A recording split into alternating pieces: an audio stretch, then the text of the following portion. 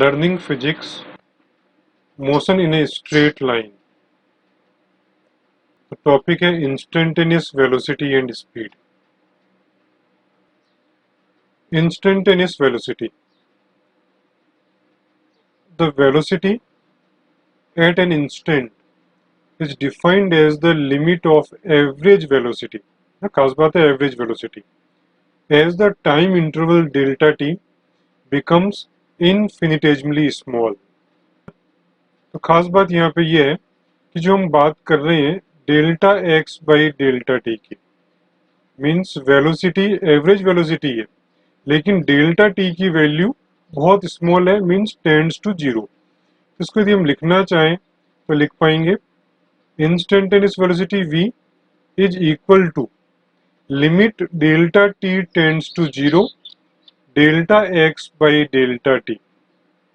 Mathematics में इस चीज को हम लिख पाएंगे dx by dt. It means differential coefficient of x with respect to time t. It means it is a rate of change of position with respect to time t at that instant. We can calculate the value of instantaneous velocity graphically और numerically. यहाँ जो figure हमने एक graph दे रखा है, तो graphically हम instantaneous velocity की वैल्यू को फाइंड आउट करने की ट्राई करेंगे। इस कर्व के अंदर किसी पार्टिकल का पोजीशन टाइम कर्व गिवन है और किसी पॉइंट P पर हमको फाइंड आउट करनी है instantaneous velocity. Point P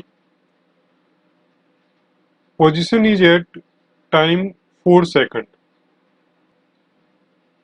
suppose करो हम पॉइंट P के पास में दो पॉइंट लेते हैं P1 और P2 eight graph, 1 second forward और 1 सेकंड बैकवर्ड, मींस 3 सेकंड पे पॉइंट P1 है और 5 सेकंड पे पॉइंट P2 है। तो इसका जो स्लोप है, जो लाइन हमने ड्रॉ की P1 और P2 के बीच में, तो इसका जो स्लोप है it gives the average velocity during time interval 3 to 5 second.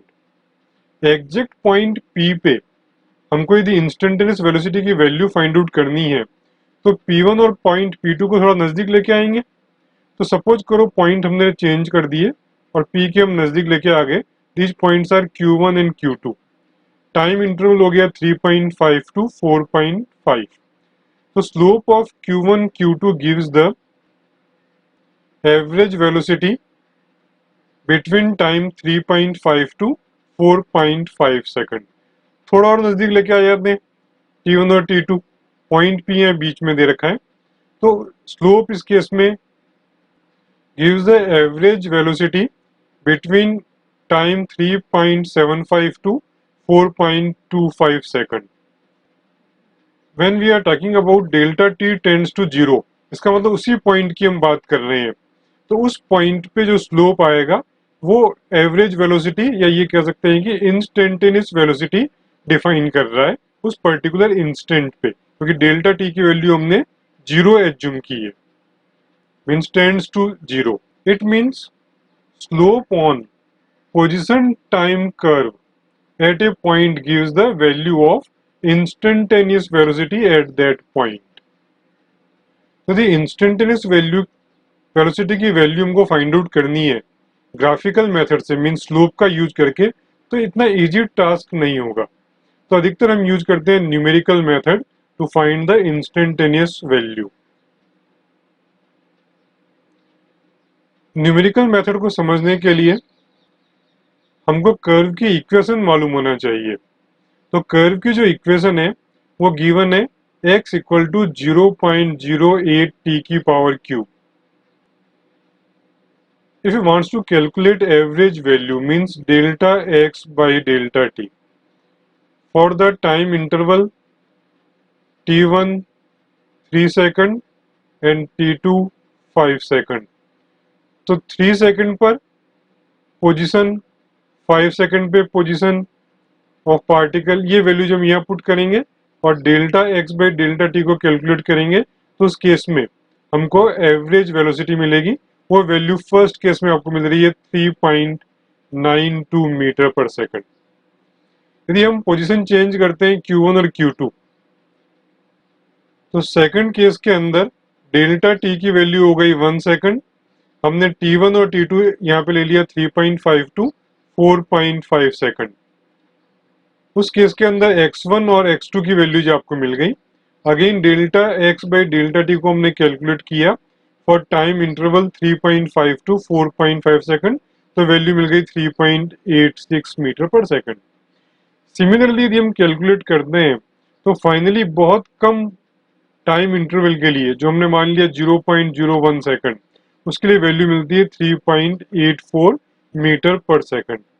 तो इस तरह से न्यूमेरिकली हमने उस वैल्यू को कैलकुलेट किया।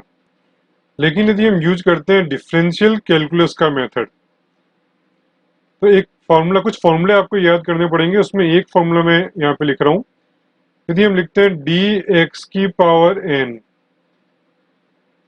By d t, means x n को हम डिफ्रेंशिएट कर रहे हैं एक्स के रेस्पेक्ट में, तो इसकी वैल्यू हमको मिलेगी एन एक्स की पावर एन माइनस वन। हमारा जो इंटरेस्ट है D x by d T, यहाँ पे एक्स की जो वैल्यू गिवन है वो गिवन है 0.08 टी क्यूब। तो ये वैल्यू यहाँ पुट कर दें, तो 0.08 टी क्यूब। इसको यदि हम सिंप्लीफाई करते हैं तो कांस्टेंट टर्म को हम बाहर निकाल देंगे, तो 0.08, और टी क्यूब की जो वैल्यू आएगी डिफ्रेंशिएट करने के बाद में वो आ जाएगी 3t स्क्वायर। टी की value for point P is given है 4 सेकंड। तो ये वैल्यू यदि आप यहाँ पुट करते हैं तो फाइनल आंसर आपको मिल जाएगा 3.84 मीटर पर second. So for using the differential calculus method, we can easily calculate the instantaneous velocity at every instant of time. तो इस चैप्टर के एंड के अंदर डिफरेंशियल कैलकुलस के कुछ फॉर्मूले गिवन है और उसका कॉन्सेप्ट समझा रखा है, उसको रीड करने की ट्राई करें। For any doubt you can WhatsApp eight 902308587 4।